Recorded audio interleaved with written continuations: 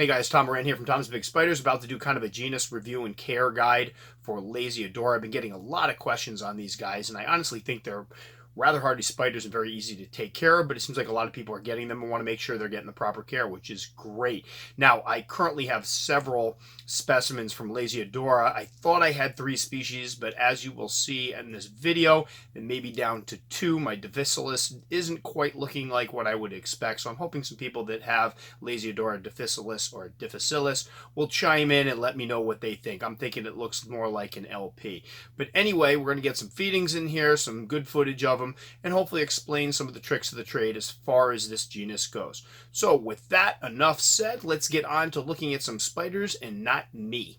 Let's kick this one off with some video of my adult female Lasiodora Parahybana. This one I actually picked up 5 years ago, I think, as an adult female. She was sexed in about 3 inches. It was kind of ridiculous in retrospect because I had 2 slings at the time and I was getting impatient, and the 2 slings both turned out to be female as well. So little word to the wise if you're buying females. Now these guys are about as easy as they get to raise. My original sling I picked up from Jamie's Tarantulas, and I kept it in one of her terrestrial enclosures with a couple inches of moist cocoa fiber, a piece of cork bark for a starter burrow. I kept the substrate moist, and one thing that these guys will do that will confound many new hobbyists is they will burrow for the most part as slings. I've had 3 Lasiodora Parahybana slings myself. All 3 of them burrowed extensively until they put on some size, but now as you can see, when they reach adulthood, they're out in the open.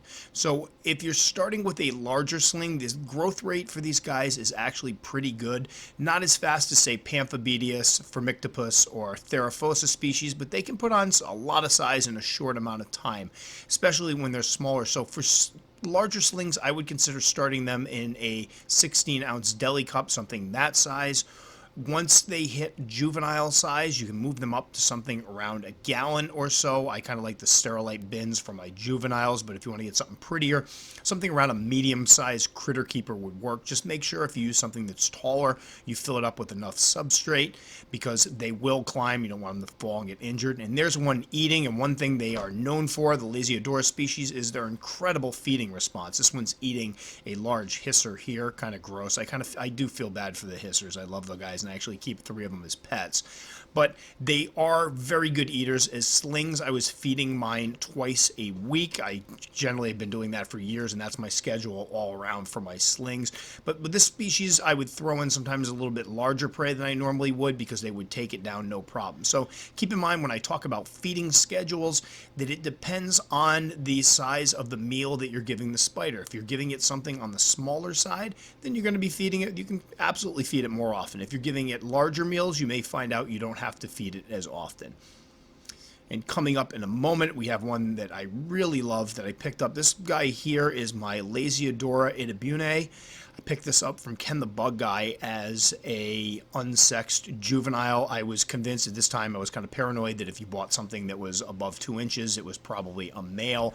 That has not proven to be true at all in my experience, and it wasn't in this case, because this ended up being a beautiful female, one of my favorites in my collection, because for a while you didn't see them out and about, although last year there were some slings for them. And these guys, when they're smaller, have more of a steely blue undertone to them, with those red seta on the fanny there on the abdomen. Beautiful spiders. This one's probably getting close. I'd say possibly after this meal, maybe another one, it'll be getting into pre-molt. So it's been a while since it molded, but you can see some of that kind of steely blue tinge. Now again, the setup for these guys was identical to what I set my Lasiodora Parahybana up to.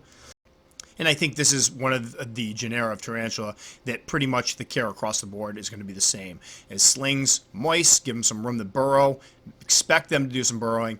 Juveniles, gallon container or so, give them a few inches to dig in, a piece of cork bark for a hide, a water dish. Do know that this is one of the species that seems to love to fill its water dish up with dirt. I have both this one and the female Lasiodora Parahybana that I showed earlier that both do the same thing and fill their water dish completely up with dirt, which can be annoying, but hey, let them play. I will sometimes overflow the dish or keep a corner moist, but I haven't seen that mine prefer it, and that's one of the things I'll kind of do to scout scout out whether a species needs moist or doesn't. If you moisten a corner and you see it hugging that corner, then it probably appreciates a moist substrate. If you moisten a corner and it doesn't seem to notice that it's moist or doesn't seem to gravitate toward that spot, then you're probably good. And with these guys, I've noticed that for the most part, they don't care. I have heard rumors or theories that if kept moister, they grow faster, and I will say the growth rate on all three of my Lasiodora species has not been fantastically quick. One of them is actually quite slow, and I do keep them on the drier side once they get older, so that could be part of it. Now here is my L. difficilis, or difficilis, depending on how you pronounce it.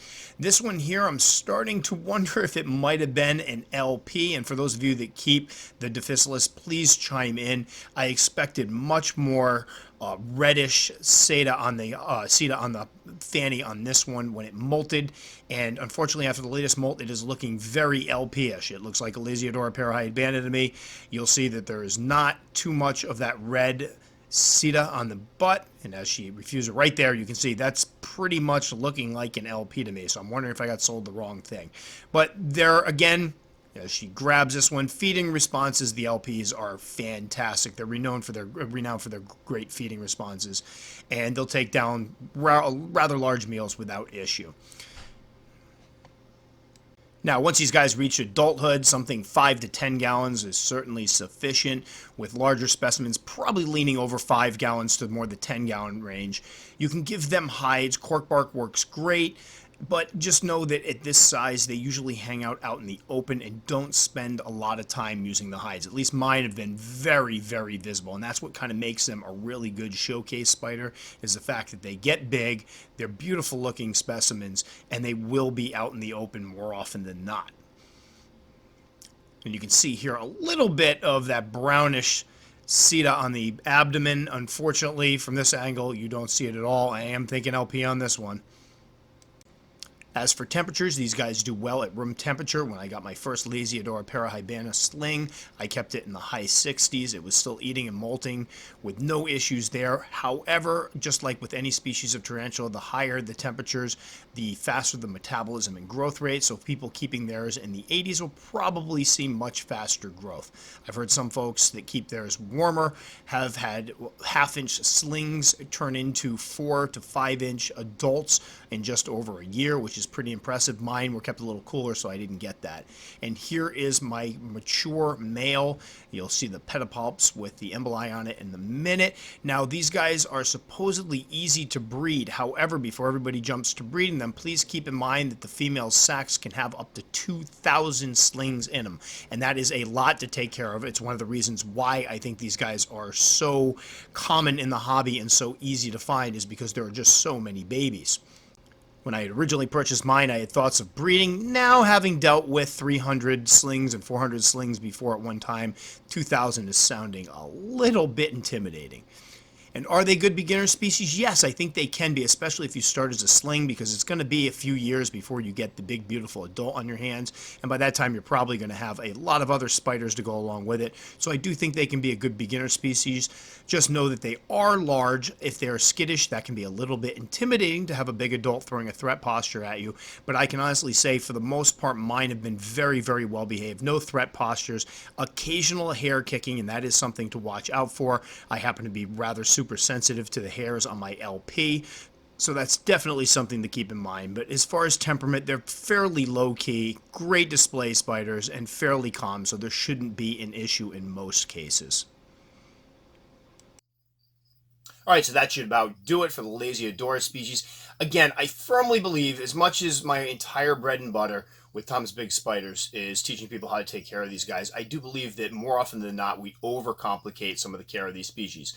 That's not to say that some don't require a little more attention to detail, but for example, with Lasiodora species, I get a lot of emails of people fussing about the arbitrary humidity requirements they've read about online. And just keep in mind, when I deal with these, and I want to explain this because I think some people come into these videos and haven't heard my explanations, we don't so much worry about humidity as we do about moisture dependency. So a moisture dependent tarantula will require moist substrate. That's about it. You give it good ventilation, you give it some deep moist substrate, and that takes care of that. We don't worry about measuring the humidity inside the cages. I haven't done it with any of my Lasiodora species.